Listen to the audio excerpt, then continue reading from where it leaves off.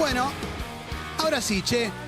Tengo ganas de que charlemos. Tengo algunas preguntas para hacer. Yo ya lo entrevisté varias veces a Miguel San Martín en diferentes ámbitos. Tengo la suerte de haberlo podido tratar personalmente. Y había un montón de preguntas que me daba un poquito de vergüenza hacerle, porque sentía que hasta quizás era una falta de respeto por su trayectoria y su trabajo. Hoy siento que se abrió un poquitito más la puerta, no sé si será así. Primero lo quiero saludar a Miguel San Martín, el argentino que trabaja en el JPL de la NASA. Miguel, buenas tardes, acá Clemente con Juan y con Emilce. ¿Cómo estás? Gracias por atendernos. Un placer, Clemente. ¿Qué tal? ¿Cómo andás vos? Muy bien, muy bien. Muy contento de poder hablar con vos, de que sepas también, ya te contamos más o menos de qué queríamos charlar. Son preguntas que para vos salen de taquito y yo lo tengo clarísimo, pero cada vez que se habla de alguna posibilidad de vida extraterrestre, obviamente se arma un revuelo, sobre todo lo sabrás bien por la cantidad de teorías conspirativas y todo eso.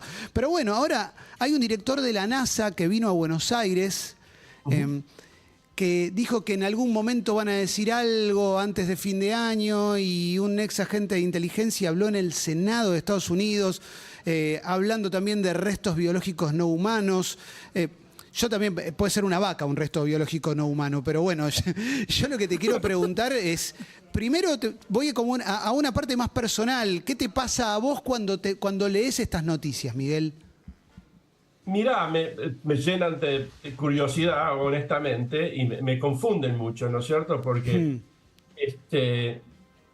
nuevamente, sí, especialmente que hablen de restos digamos, alienígenas, ¿no es cierto? Es algo realmente en el Congreso de los Estados Unidos, así que no estamos hablando ¿no es cierto?, en alguna radio por algún lado del mundo.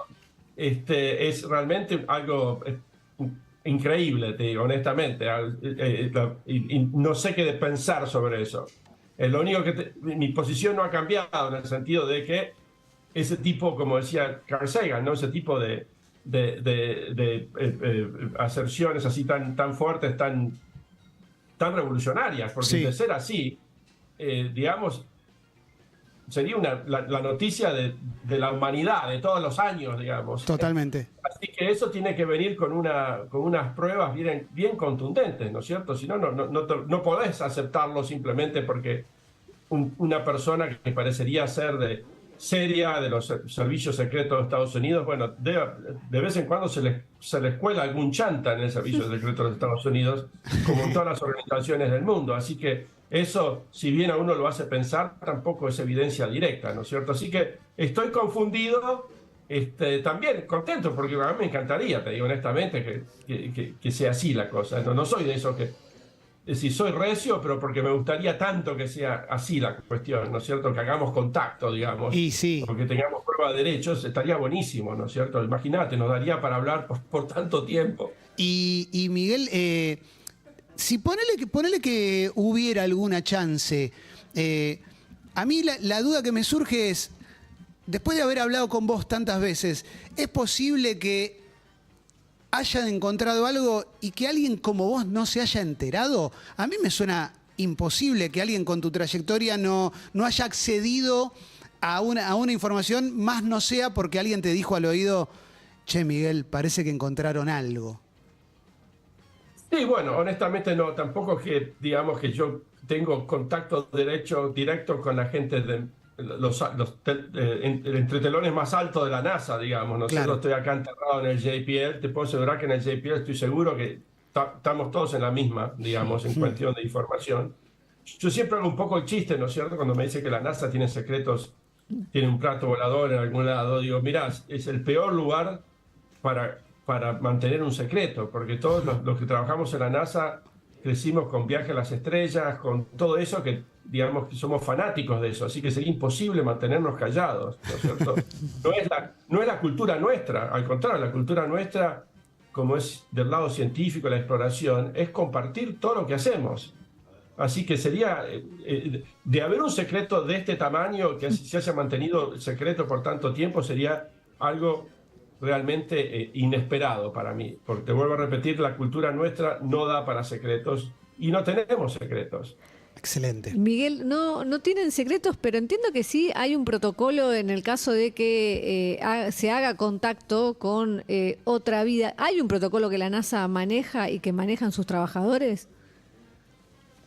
Honestamente, no te sabría decir. Te digo simplemente que todas las cosas que hacemos, por ejemplo, cuando estamos tomando permanentemente fotos y haciendo análisis de Marte, por ejemplo, con las misiones nuestras, Curiosity y Perseverancia, y a pesar de que esas fotos se ponen ahí para alcance del público inmediatamente, las investigaciones que se hacen tienen que pasar por todo el rigor científico, ¿no es cierto? Así que no sé, hay un protocolo en cuanto que no puedes publicar, digamos, un descubrimiento científico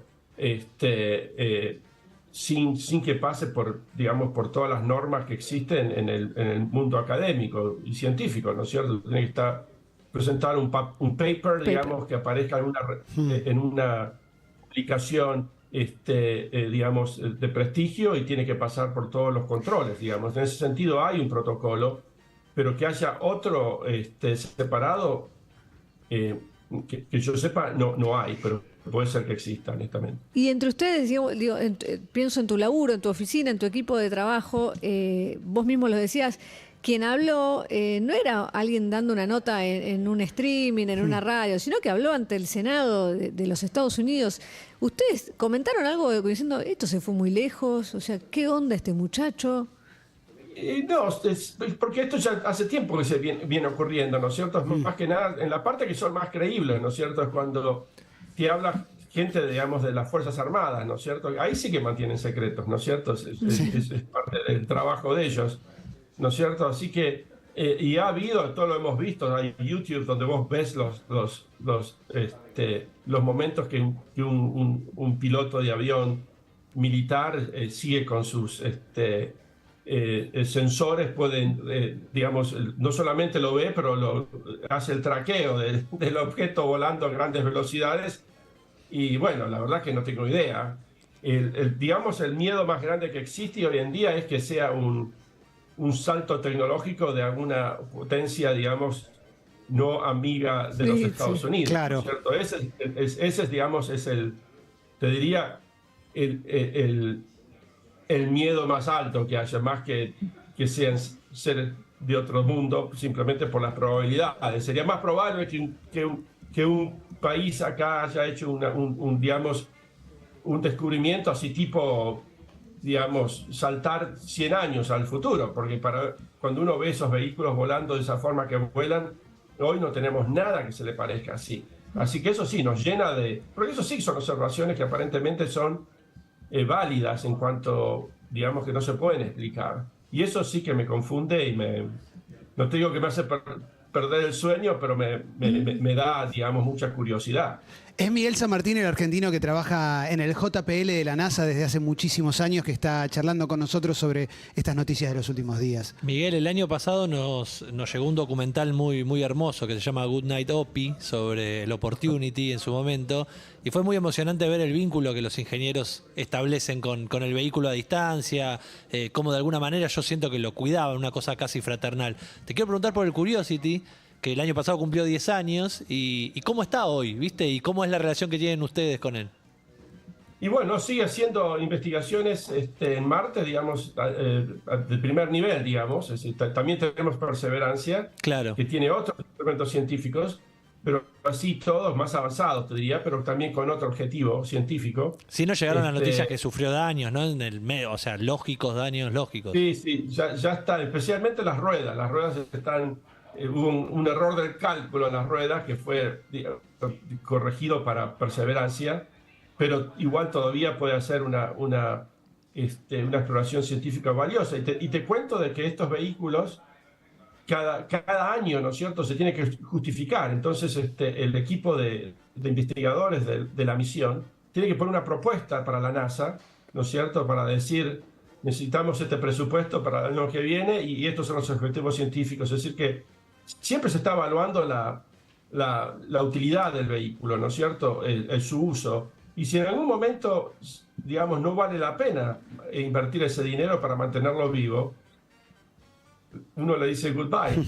Así que eso sí que sería... Nunca nos ha tocado hacer eso con un vehículo robótico en la superficie de Marte.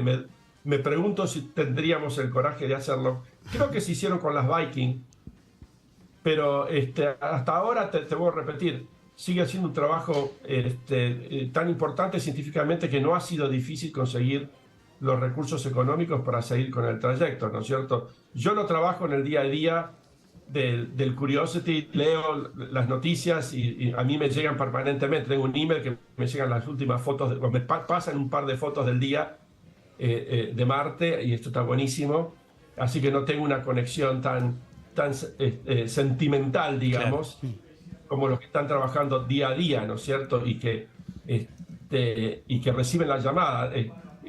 Cuando trabajé con Pathfinder, ¿no es cierto? Que ese sí que yo estuve en el centro de operaciones durante el tiempo que duró.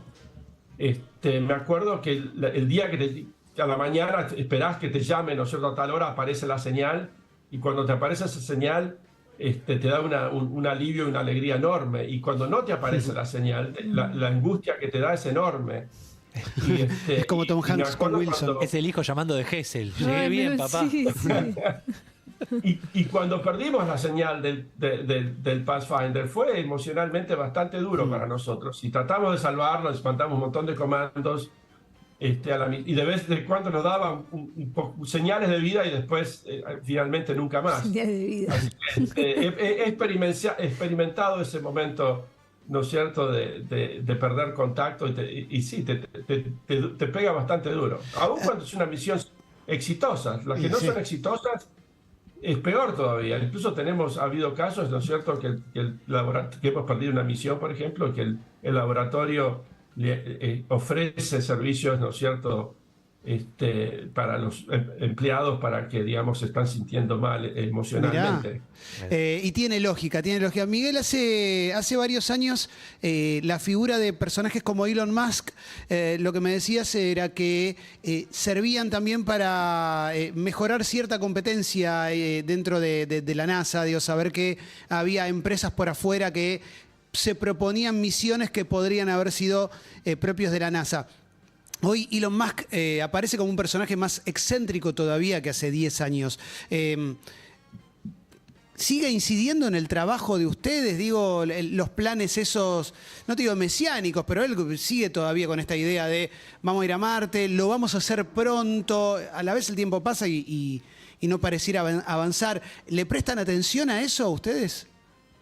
Sí, muchísimo, porque los planes de la NASA para volver a la Luna para el 2025 utiliza el Starship de Elon Musk. Así que la NASA está trabajando muy cercanamente con SpaceX, ¿no es cierto?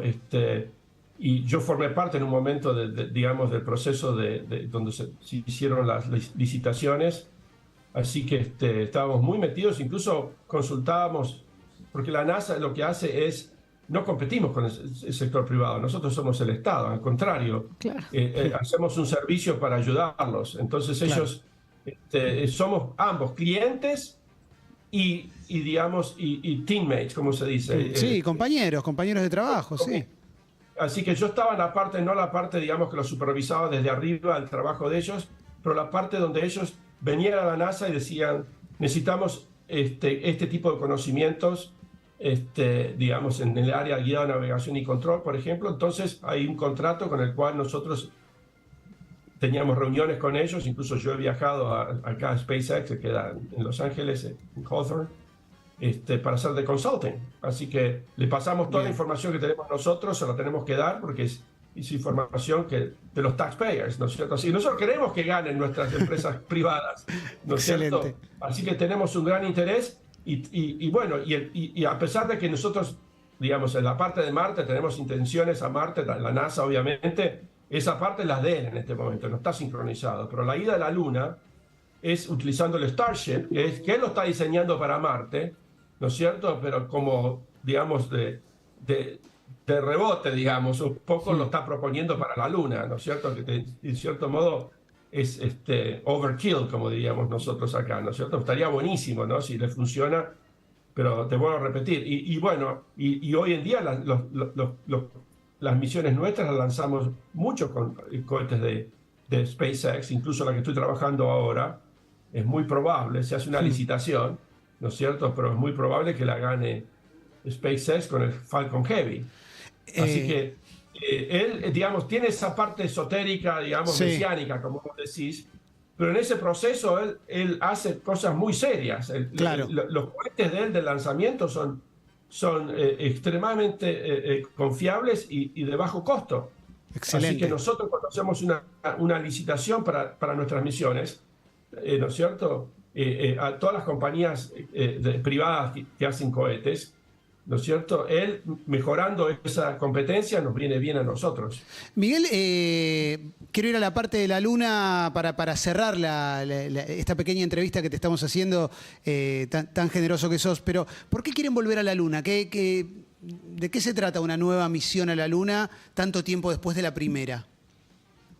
Por varias cosas. En primer lugar, porque se creía que la Luna era un lugar bastante científicamente aburrido, digamos, sí. Como que con el proyecto Apolo ya habían aprendido todo, pero desde entonces se han dado cuenta que es digamos, un cuerpo celeste mucho más activo, que tiene agua, por ejemplo, así que tiene recursos que uno puede utilizar para poner una estación espacial ahí sobre la superficie de la Luna. Así que científicamente es mucho más interesante y también mucho más hospitable, en el sentido de que tenés recursos como el agua en el Polo Sur, donde uno lo puede utilizar, digamos, para no solamente con la energía solar, digamos, para separar oxígeno e hidrógeno, oxígeno para respirar y como oxidante para la propulsión. Y el hidrógeno también es una fuente de propulsión muy efectiva. Así que estamos volviendo, pero no como se fue a la Luna en los años 60, donde, como era una carrera, digamos, claro. política, ¿no es cierto?, internacional con la Unión Soviética, el objetivo principal era poner la banderita, ¿no es cierto?, sí, hacer llegar primero. un par de...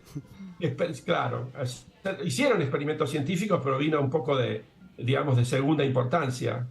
Esta vez vamos para quedarnos, ¿no es cierto?, para poder aprender a vivir de los recursos de un cuerpo, digamos, que no sea un cuerpo terrestre. Y eso nos va a permitir desarrollar las tecnologías que vas a necesitar para ir a Marte, ¿no es cierto? Así que le dicen Moon to Mars. Hay una oficina de la NASA que se llama Moon to Mars. Así que vamos a utilizar la Luna como puente a Marte, no solamente puente en el sentido que vamos a recargar el combustible, pero simplemente para aprender a vivir fuera de la Tierra por mucho tiempo y vivir de los recursos naturales del lugar.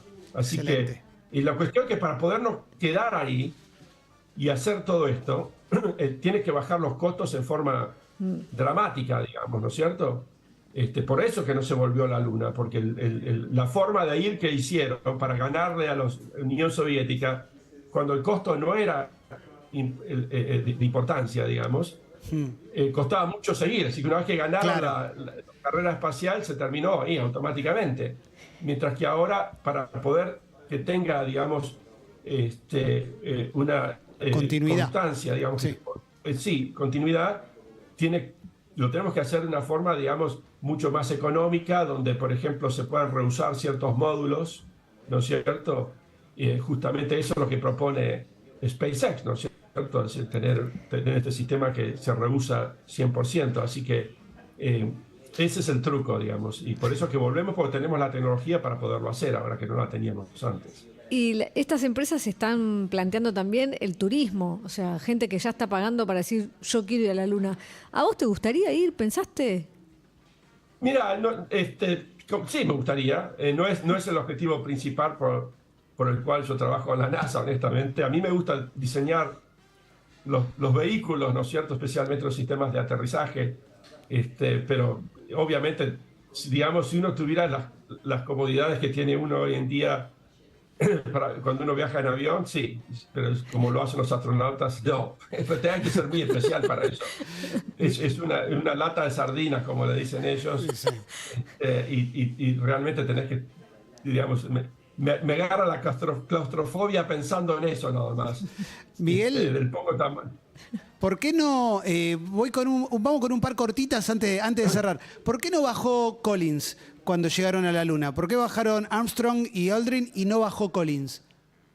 Porque en primer lugar, ese módulo lunar estaba, digamos, para que le entre todo, estaban haciendo un cohete, ¿no es cierto? Sí. El cohete hicieron el cohete más grande que podían, que era el Saturno V, que tuve el placer de estar esta semana por trabajo en el centro de la NASA Marshall, donde se desarrolló el Saturno V, así que tienen un modelo ahí en el museo, está buenísimo, es enorme, ¿no es cierto? Y tiene una cierta capacidad de lanzamiento. Después tiene que hacer toda la nave espacial que vaya a la Luna y descienda. Y como que, digamos, no era que tuvieran lugar de sobra, digamos. Así que, por ejemplo, ese módulo de aterrizaje, que como no tiene que sobrevivir el medio, digamos, terrestre con la atmósfera, es muy distinto. No sé si lo viste, el módulo lunar no es aerodinámico. Sí, claro, nada. claro. Y no tenían lugar ni para poner asientos. Es decir, los tipos van parados, ¿no es cierto? Y las paredes son tan finas que dicen que con una virome vos podés hacer un agujero a la pared, ¿no es cierto? Así que no hay lugar para una tercera persona.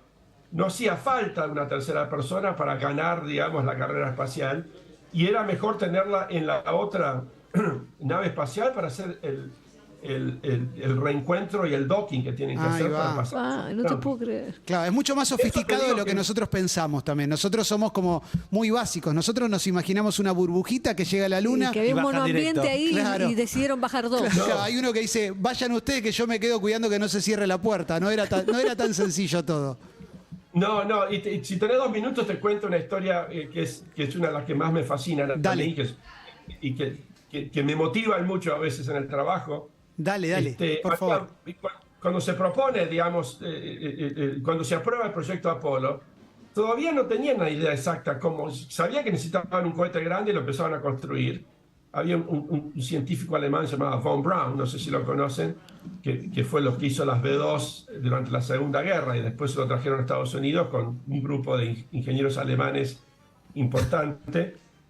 Y bueno, y la idea original era que aterrizaban todo el cohete y despegaba todo, no todo el cohete, pero parte del cohete, no se dividían en dos. Claro. ¿No es cierto?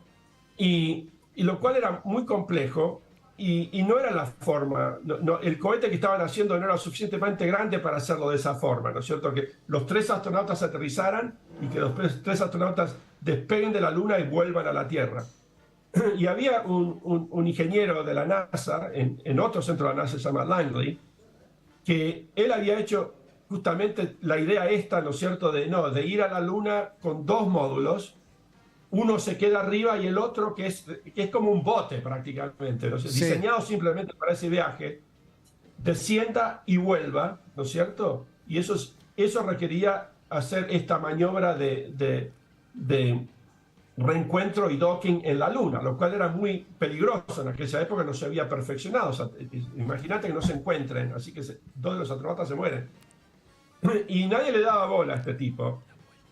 Y él daba presentaciones y presentaciones y lo ignoraban. Así que un día escribió una carta salteando a varios de sus superiores y la carta empieza diciendo "A voice from the wilderness", una voz digamos, de las afueras. Sí. Y el tipo explica sus planes, prácticamente se juega su laburo, porque el tipo había violado todas las leyes, digamos, organizativas, ¿no es cierto? Sí, se salteó los protocolos, claro. Todos los protocolos, ¿no es cierto? Y el tipo lee la carta y dice, no, esto puede andar. Entonces se abre una nueva investigación y se adopta ¿cómo se llama? Esta nueva forma de volver a la Luna, que fue la que utilizó. Es espectacular. Y el tipo es un héroe para todos nosotros porque, digamos, un tipo técnico que superó los temas políticos, ¿no es cierto? Incluso fue invitado a la sala de aterrizaje el día que aterrizaron en la Luna, ¿no es cierto? Y Von Braun lo aterrizó. Von Braun se oponía a esta forma, pero al final lo convenció. Me encanta, es para una película, Miguel, ¿eh? Ese argumento de película. El que nadie le cree, el que nadie le da bolilla, manda la carta, se saltea los protocolos y lo logra. Está buenísimo que existan estas historias también en la vida real. Y lo podés ver en una serie de Tom Hanks, se llama From Earth to the Moon. Ahí va. Es el capítulo, míralo porque te juro, ese capítulo es lo mejor que se ha hecho sobre el programa espacial se llama, no me acuerdo, pero sobre el módulo lunar.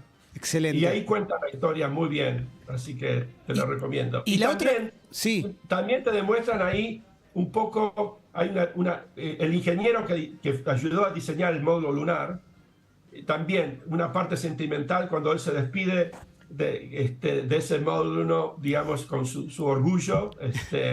Está muy buena esa escena también. Me encanta que esté también esa parte sentimental. La última que teníamos también es muy desde nuestra ignorancia lo que te pregunto, Miguel, por supuesto. Cuando vemos al cohete despegar, lo vemos con una gran llamarada y un gran sistema de despegue. Cuando vemos a los módulos que llegan a la Luna, vemos algo más chiquitito. ¿Cómo vuelven? ¿Cómo se hace para que Bueno, en el caso del Apolo, digamos, uno de los trucos, ¿no es cierto?, que tenemos en la cohetería, ¿no es cierto?, es que a medida que vos vas utilizando el combustible tenés que deshacerse de los tanques esos que son muy pesados. Así que, por ejemplo, el módulo lunar tenía 2 módulos. Sí. Uno de aterrizaje y uno arriba con un solo motor que tenía que funcionar, ¿no es cierto?, eso se despegaba, se ponía junto al módulo de servicio con Collins, ¿no es cierto?, con la nave espacial. Ahí se juntaban, pasaba, y ahí prender los motores cohetes. Para emprender el regreso tenés que salir del campo gravitatorio lunar y ponerte en trayectoria a la Tierra. Para regresar a la Tierra hasta el día de hoy, ¿no es cierto?, podrán cambiar ahora con SpaceX, ¿no es cierto?, utilizás la atmósfera terrestre para frenarte. Es decir, venís a una velocidad tan alta que no es factible, y no va a ser factible por mucho tiempo, frenarte con motores cohetes. Si utilizás la aerodinámica de la atmósfera, ¿no es cierto?, la fricción con la atmósfera para desacelerarte, digamos. Y después, bueno, si sos un Space Shuttle, aterrizás con alas. Si sos una nave espacial tipo cápsula, abrís un paracaídas y aterrizás en algún lado, ya sea en el océano. Sí, y esas son... Y ahora SpaceX lo que hacen ambos, ¿no es cierto? O sea, se frenan con la atmósfera, y cuando están más cerca de la Tierra, con el Starship, van a prender los cohetes y aterrizar en forma vertical. Y esa es la innovación, digamos, que todavía hay que probarla, digamos, pero en teoría se puede hacer. Está buenísimo. Es Miguel San Martín, argentino que trabaja en el JPL de la NASA desde hace muchísimos años. Miguel, siempre agradecido por tu tiempo. Una pregunta muy cortita que te hago. Cuando se entra a trabajar en la NASA, ¿les empiezan a gustar las camisas hawaianas o les gustan las camisas hawaianas desde antes? Bueno, yo no. Cuando empecé a trabajar en la NASA usaba trajes, si te puedes, no lo puedes creer. De muy pronto me di cuenta que no había que utilizar traje en el JPL en particular, donde la gente va con ojotas al trabajo y pantalones cortos. Es California, ¿viste? Sí. Pero a la larga fue mi gusto. Una vez fui a Hawái, compré un par y me encantó. Y acá el tiempo y la onda se da para... Acompaña. Acompaña mucho en California, en Los Ángeles. Excelente. Miguel, gracias por habernos atendido. Sos un capo total. Gracias de corazón. Gracias, Clemente. Hasta la próxima. Abrazo grande. Chao. Ahí pasó Miguel San Martín. Viste que pasa increíble. Y muchos usan camisas hawaianas, pelo largo, camisas hawaianas, todos tienen toda la onda. Sobre la serie que mencionó Miguel y la historia que contó, producida por Tom Hanks, de la Tierra de la Luna, está para ver en HBO Max. Excelente. Si quieren ir a buscarla, está ahí todos los capítulos, incluido este que mencionaba Miguel. Ahora, aparte, quiero ver esa historia, porque me gustan esos personajes que rompen con todos los protocolos. Claro, el díscolo que en realidad es el que más sabe. Cambió la historia. Claro, exactamente. Vamos a cerrar este bloque, porque tenemos mucho. Vamos con una tanda. Dale, vamos con una tanda, porque en un rato va a estar Maya con nosotros. Tenemos un gran invitado y, por supuesto, los chorigabes de vacaciones de invierno llenos de niños.